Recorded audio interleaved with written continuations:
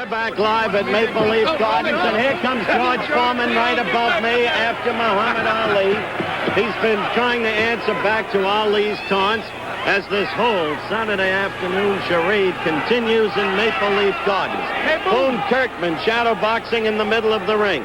The fifth opponent, the last one to go against George Foreman today. Tired now. All right, what chance do you give Kirkman? Well, I give Kirkman a good chance because his resistance is low. George is punching on his trainer now. He's getting punchy. I don't know what's wrong with it. 30 Polite went the distance.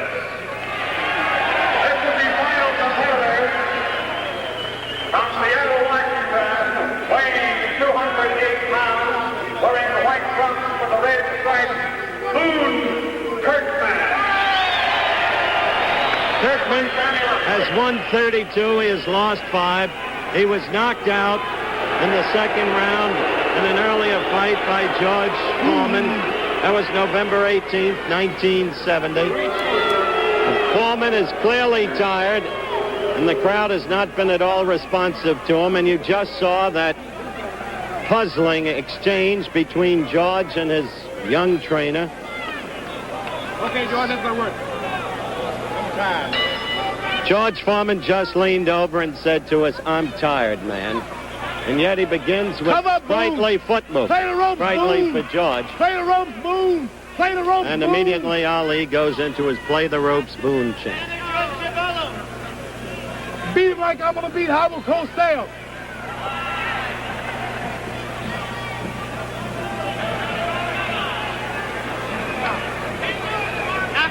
Kirkman in the white trunks, Foreman in the red.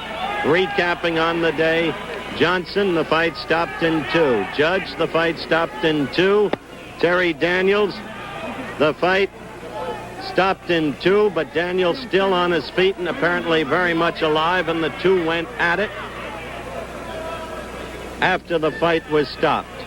Terry Daniels and George Foreman. And then Charlie Polite with a 13-30-3 record went the full 3 rounds with Foreman.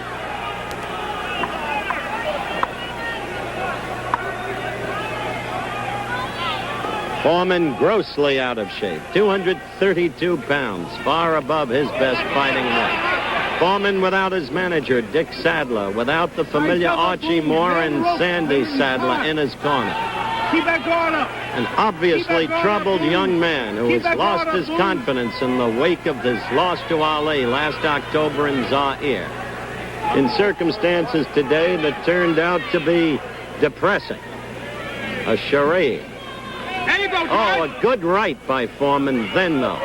Stung Boone Kirkman, forced him to hold on. Tell everybody there in Orlando, Florida, I'm going to get on that jet right now, and I'll be there.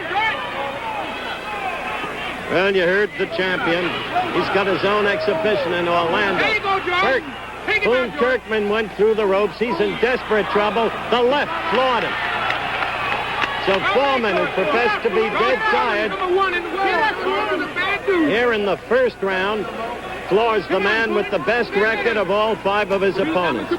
Boone Kirkman, who is a promotion of the late Jack Hurley. A personal promotion. Jack Hurley could sell anybody anything. One of the glibbest promoters in the history of boxing, or most glib. Take him out, George.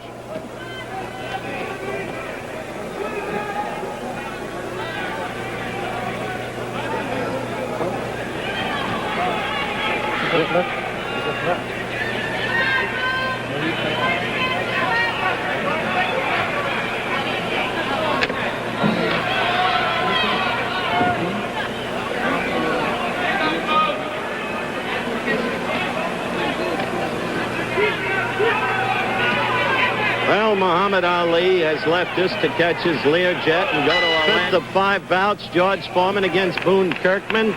Foreman in the red trunks, Kirkman in the white. Let me reset this weird series of events this afternoon. In the very first fight, Alonzo Johnson stopped in the second. Jerry Judge stopped in the second. Terry Daniels unpopularly stopped in the second. Charlie Polite went all 3 rounds. Foreman has been having a very difficult time today, has been most unimpressive. His behavior has been strange, to say the least, his personal behavior. And he obviously was seeking to prove something here today. What, I don't know. maybe something to himself, maybe a desperate attempt to reestablish his confidence in himself as a fighter. Again, I say, only 25 years of age, with that remarkable unbeaten record, with the consecutive knockouts over Joe Frazier to acquire the title and over Kenny Norton in Caracas, Venezuela. One would hardly think that one loss to Ali, that 8th-round knockout in Zaire, would so undo him.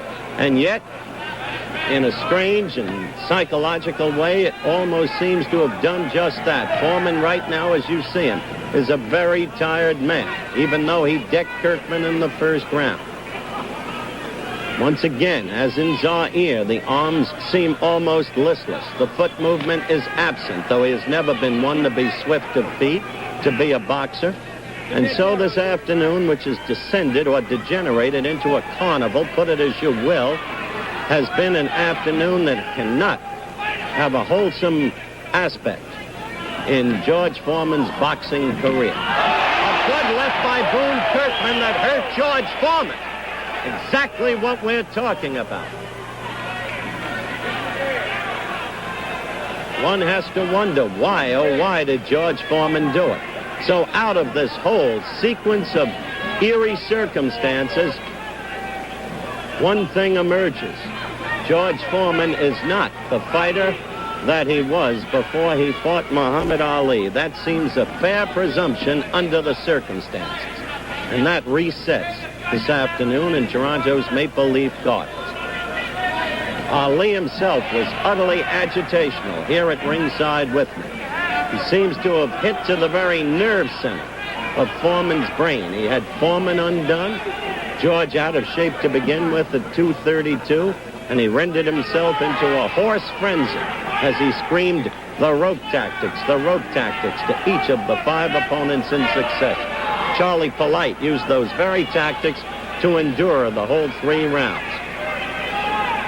As the second round comes to its end, we will be back in just a moment. At Toronto's Maple Leaf Gardens, this will be the 3rd and final round, the end of what one might charitably call the boxing activities today. 2 rounds with Johnson, 2 with Judge, 2 with Daniels, 3 with Polite, 9 rounds, and now into the 12th round with Boone Kirkman. A weary George Foreman.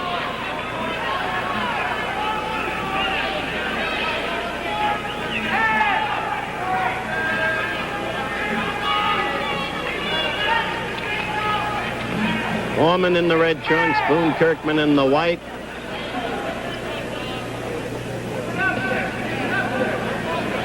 To salvage something. Oh, a good right lead by Kirkman. To salvage something out of the day, Foreman would like to put this man away. It's got to come suddenly. Don't forget, this is a man who in November of 1970, November 18th to be exact, Foreman knocked out in the 2nd round.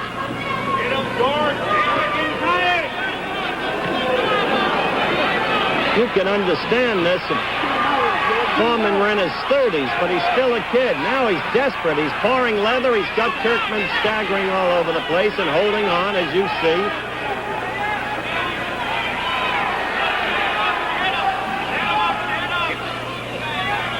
Foreman looking over at his corner, getting instructions.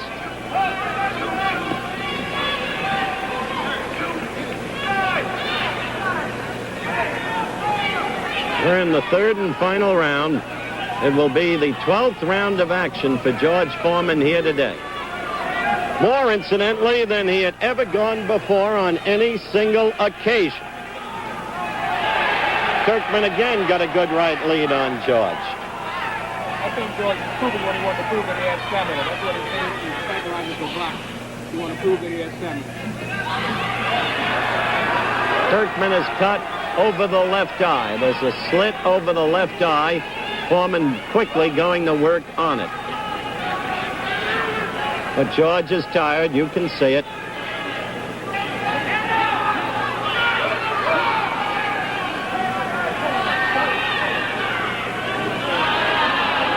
Referee Sammy Lovegrass is examining the eye.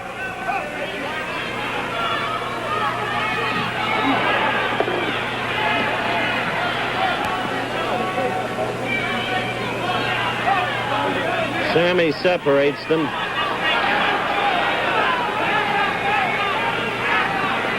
As the fight winds down to its end, you will hardly memorialize the events here at Maple Leaf Gardens today.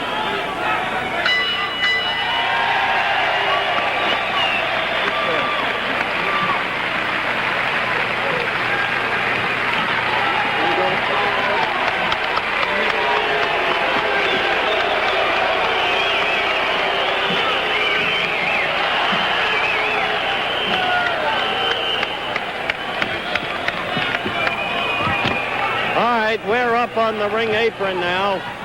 George, I wonder if you'd come over here. George, some very strange things happened out there today. We'll get into them, but first, what do you think you proved? Proved one thing. All them guys are gone, and I'm still hopping up in there. Ready to go make some more. After I knock out 5, I'm going to knock out 3. Joe Frazier, Ken Nord, and Ali. Although the referee's not going to allow these guys to lay on the rope like they did. You cannot fight and lay on no rope. You can't fight and lay on no rope. What's wrong with these men? The only reason the guy went to 3 rounds, he laid on the rope. I'm going to fight. I'm going to beat every heavyweight in the world. Then I'm going to retire, go home and kiss my little daughter, and get away from boxing. Did Ali might be good, but as long as I'm around, he's second best. He beat a banana over in Africa. He didn't beat no George Foreman, man. How can you see that? How can he beat me? Where'd he go? Can't beat me. Thank you, Cosell, for coming out and bringing ABC. Get a chance. It looked so easy. People thought it was fake. It looked so easy. Well, weren't you disappointed? Right. Frankly, now, George, look at all the people that came here. That's true, but weren't you disappointed you didn't knock out Charlie Polite and You're Boone all Kirkman? right, but I ain't have but 3 rounds. Next time I'm going to have, if I fight him, I'm going to fight him a 10-round fight just to prove I'm going to knock him out. I tell you, I don't like that laying up against the rope. What the fighters think to see? You can't lay up against no rope. George, that's supposed to make him come out of the middle of the ring and fight. One other question, George. What about the laying on the wrestling on the floor with Terry Daniels? Well, the guy, I told him, I said, you did okay. Or Jerry Judge? I told him he did okay. He told me I ain't did blank, blank, blank, blank, blank, blank, blank. And I pushed him. He jumped on me. He's a terrible cat, though. I'm glad someone was around to hold him. I feel good. I'm ready to go some more. Ready to go some more. Did Ali how much did Ali upset you today with his answer? Not at all, because I'm in the best of shape. I weigh 232 pounds, and I'm feeling like a big heavyweight. No way that powder puff, low down, good for nothing, loud mouth, Mo Hammond, whatever you call his name, can beat no George Foreman. He's instructing the guys, lay up against the rope. How can you be a champion and lay up against the rope? Man, I'm through talking. Okay. You really want to fight him as quickly as possible? I want to fight all of these guys. I just can't do no good against one man. You know, it looks pitiful. After a while, the crowd started pleading for the other guy to do good. I started playing around the last round, because I didn't want to take the guy out, make it look like something. He was bleeding. I don't want to stop. I mean, I've got to get in there and fight all the champions, all the fighters in the world, and I'm going to retire from boxing. Here's the matchmaker right here. Sign the man up, tell him to stop fighting Chuck Webb, and I knocked him out in 3 rounds. I knocked Joe Frazier out in 2 rounds. Kenny Norton out in 2 rounds. Corey never did have enough heart to fight me. Ronnie Lyle was still a kid. I am the best around. No way he can go around and fight these guys and claim to be the best when George Foreman is still alive. I'm going to go right to work. Okay, George. I'm not the best. I still give William to Joe Louis. He was the greatest fighter that ever put on a pair of boxing gloves, along with Jack Johnson and Rocky Marciano. George Foreman is today's best. All right, I've got to ask you one more question. What was that odd scene when it seemed to me you were hitting this youngster right here? Scratched me in my gum when he took out the mouthpiece. Scratched my gum. That's my cousin, Willie Cobb, and I grew him up. And then what are you going to do, turn around and scratch me? Okay, George. Good luck to you. Thank you very much. George, a great show. I'm very proud of you. And, George, will you be ready to go about this? All right. George.